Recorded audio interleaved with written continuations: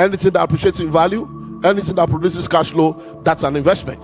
So that's your focus, because you may start out working for money, but your plan should be to get to a point where you will no more work for money, but money will begin to work for you.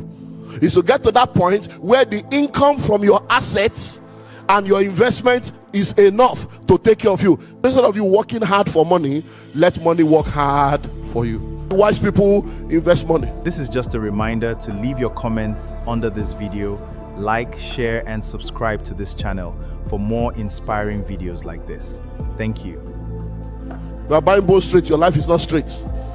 Bag and shoe to match, your life is not matching your bank account. Fix eyelashes, fix nail, fix your life, sister. See all these brothers, they are just looking, they are going to the gym using beer to deceive sisters, bearded gang, and you can't pay school fees, you can't pay house rent. Any sister that has the misfortune of entering your life, you say, you know, the baby, you know, there's this investment. Can I have 2 million there? Can I have 2 million there? What a man. Hello. Very, very important for you to know that. So number one, you make money by what? Working. You manage money by budgeting, multiply money by investing.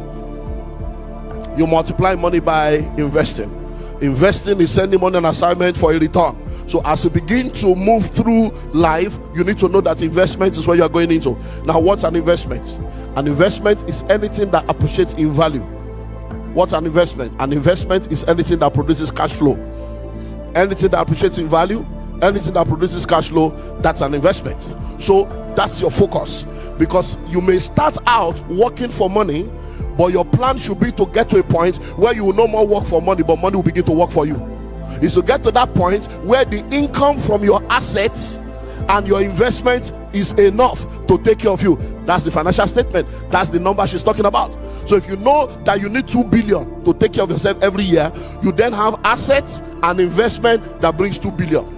Once the asset and investment brings 2 billion, financial independence has come. So whether you work or you don't work, the money is not working for you. So instead of you working hard for money, let money work hard for you. Do you understand that now?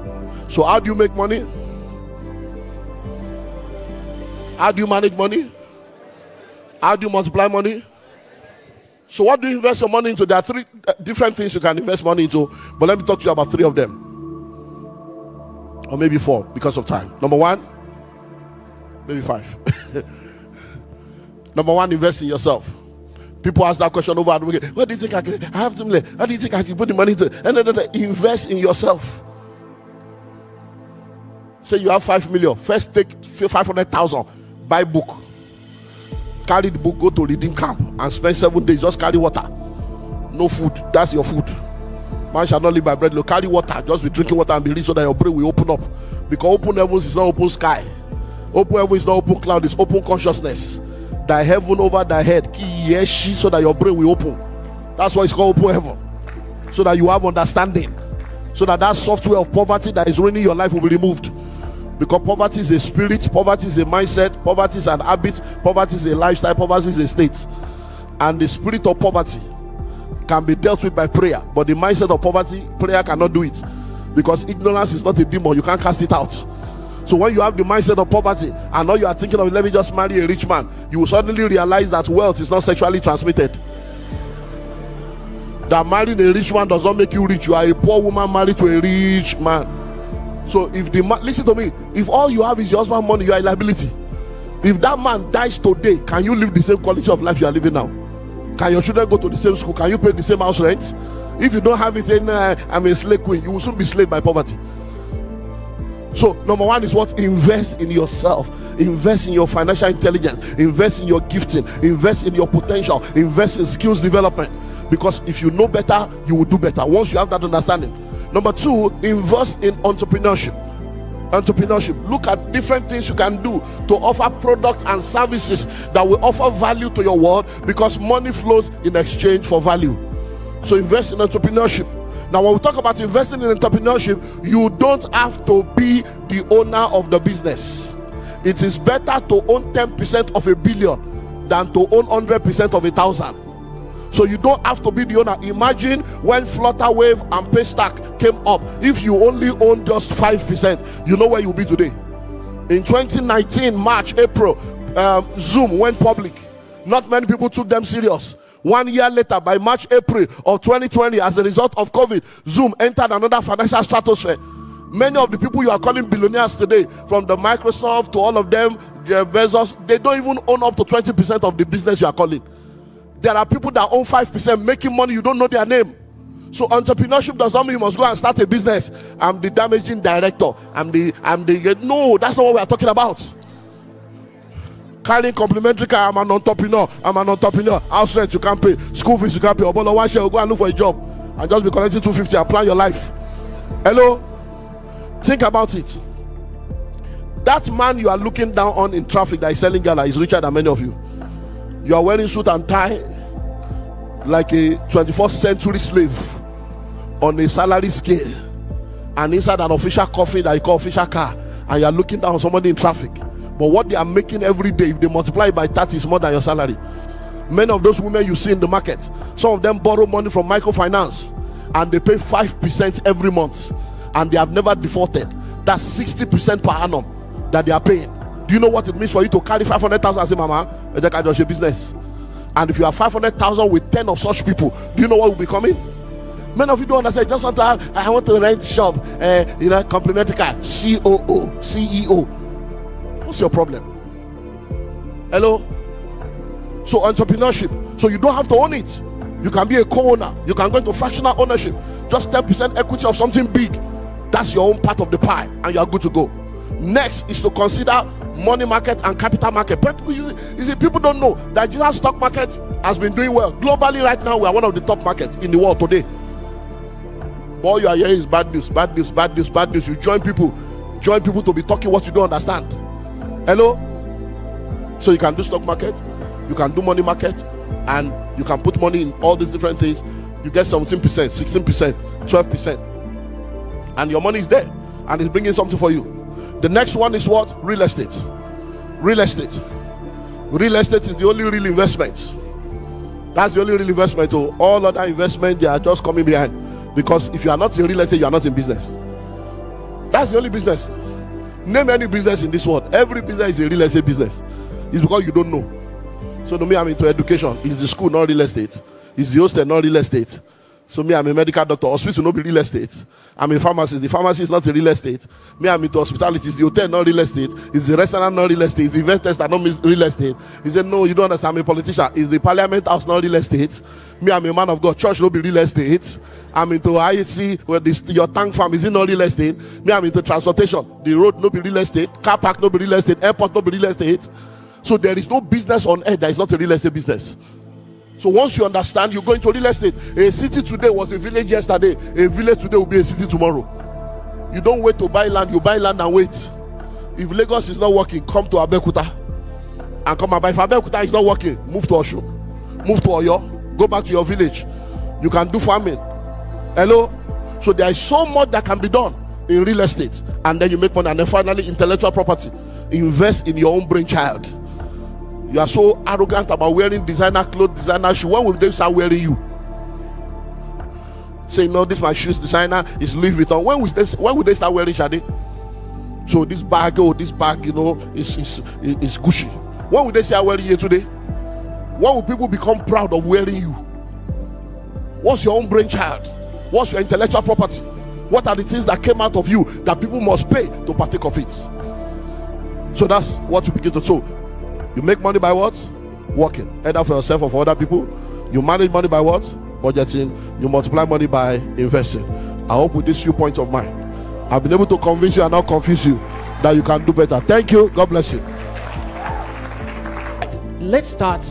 Sometimes it's because of the kind of economy. I mean, the first thing that hits you about our economy in this part of the world, not just Nigeria, the first set of experiences people have or mindset people have with the economy is that it's not good, it's not well organized, and it's difficult for them to have that mental wiring to believe that they can make it. And so that's why it's important to hear stories like yours, who perhaps didn't exactly come from money. So let's start from there. Can you tell us about what your first set of experiences with money? What does your background look like? And how did you get to where you are today? Okay, thank you very much. I think it all boils down back to the subject of mindset.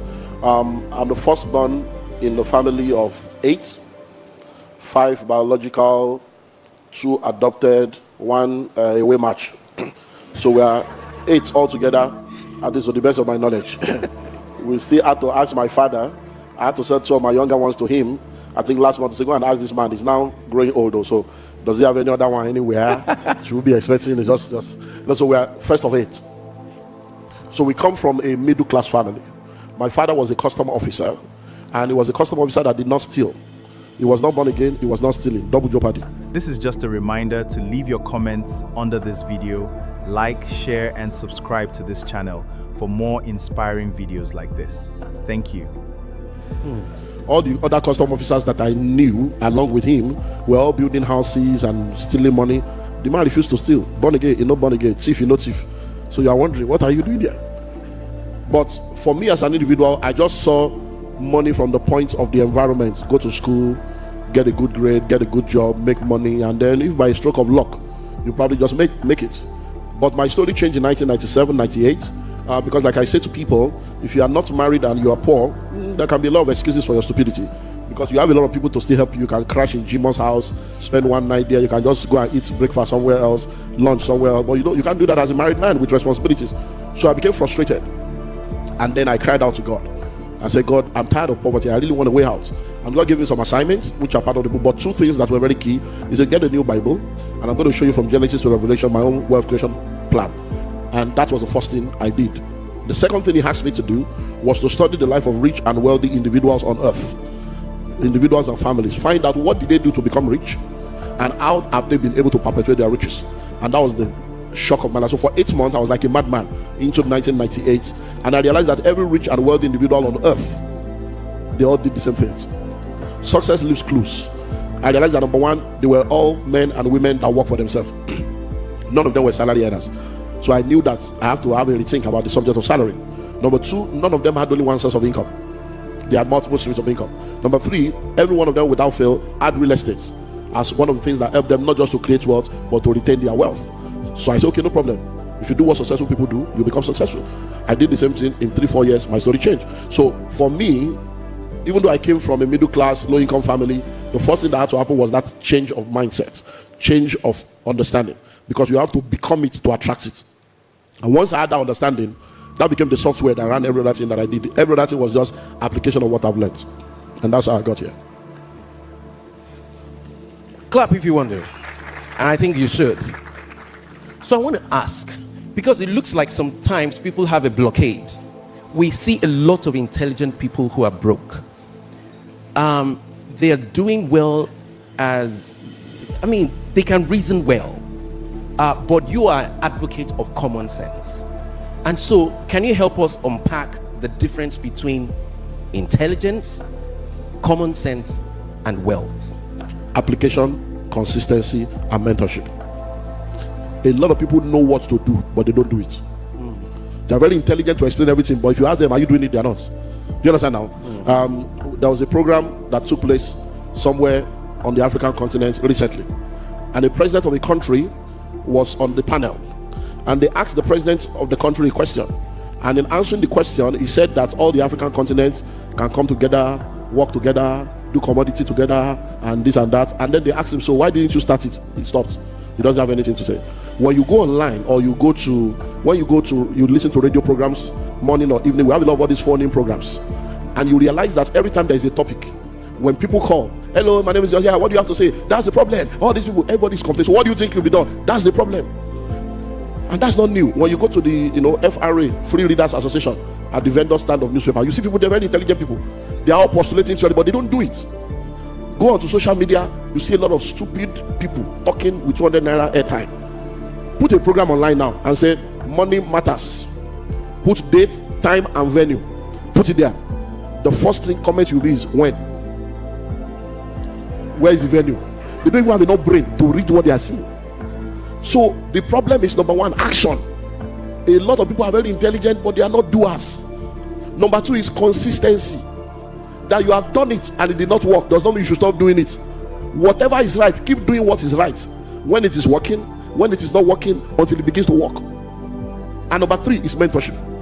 So you see a lot of people, they will tell you, don't listen to all these people, all these motivational speakers, aspire to acquire, I'm trying, it does not work. Now listen, I've been in full-time ministry by October 9th, it will be 37 years in full-time ministry. I've pastored the same church for 31 years.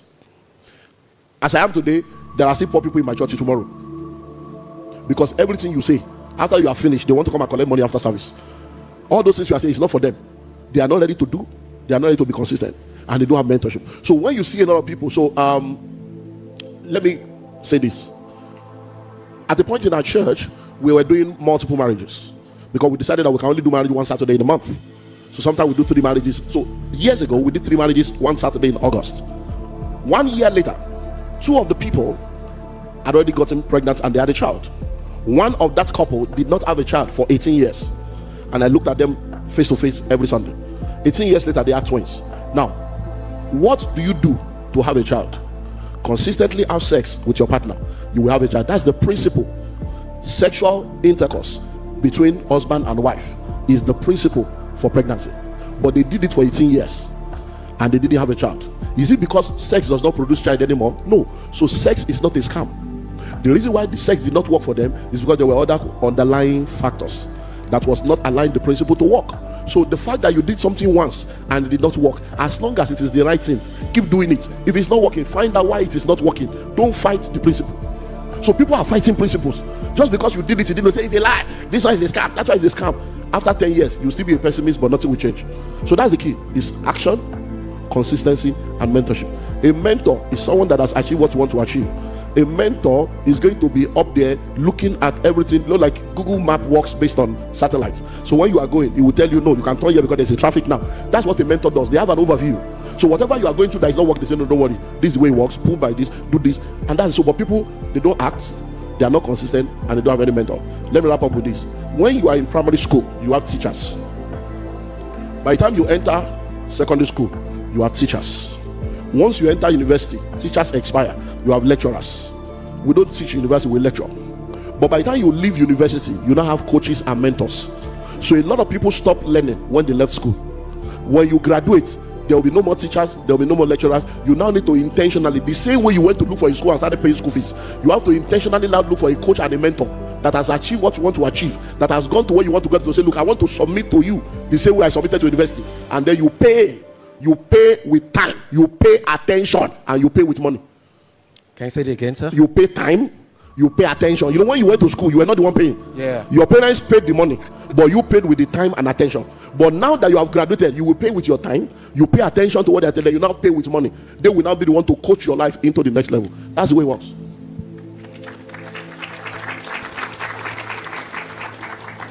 There is an evil we see in the world. There are a lot of people who are high income earners, but it looks like even though they have an opportunity by that high income to leverage, they are unable to translate that. What are the, you've been doing this for years, helping people to leapfrog and change. What are the common errors you see that people who regularly earn and they're expected to be able to make something of it and they don't? It's simple. They don't have financial intelligence. That's all. Now, you see, there's what we call the wealth pyramid. In the wealth pyramid, the people at the middle, they are the people you are mentioning right now. Because at the bottom of the pyramid, we have those that are in financial crisis. Then we have those that are financial instability. Then we have those that are financially stable. Now, those that are financially stable are people that have a good job. By virtue of the job, they have profit sharing, target bonus, they have all kinds of stuff. They have official house, traveling, they have savings, they have a house of their own, their children are in private school, they travel abroad and all those stuff. But you see, the missing link is that everything they have comes from the money they make by exchanging their time and energy for money. So they are working for money. Money is not working for them. That's the mistake. They don't have financial intelligence. They don't know that they don't know. They don't want to know. They are very arrogant because there are many people that are looking up to them, but they have nothing to look up to. So what you see is that man is working, is making 3.5 million a month, 5 million a month. Maybe at the end of the year they pay him 12 million as part of his own profit sharing or target bonus or whatever, or equity, whatever. So he's making money, but that money he's making is because he's working in that company. He's working in a place where he's earning 5 million a month, in a place where people are earning 120. But guess what? Once he loses that job and that 5 million stops coming, in less than 6 months he's a poor man. Why? He has nothing else working for him. So that's the problem. So instead of them to use that act, and that's what we're talking about, creating wealth as a career person. That time that you are making that 3 million, 5 million a month, you are supposed to apply those things I spoke to about managing money. Live on a budget, delay gratification, and then set money aside for investment. So if while you are working, you make up your mind that every year I'm going to buy a land banking, every 3 to 5 years I'm going to buy a house. It means that if you work for 25 years, you're going to have 5 houses and 25 plot of land. So even if you lose your job, that house has become an asset that is producing cash flow. That will keep you going, because your time is limited, your energy is limited. And many of the things you call a job, you are not in control. I hope you were blessed by that teaching. Please like, share, and subscribe to this channel for more releases like this. See you another time.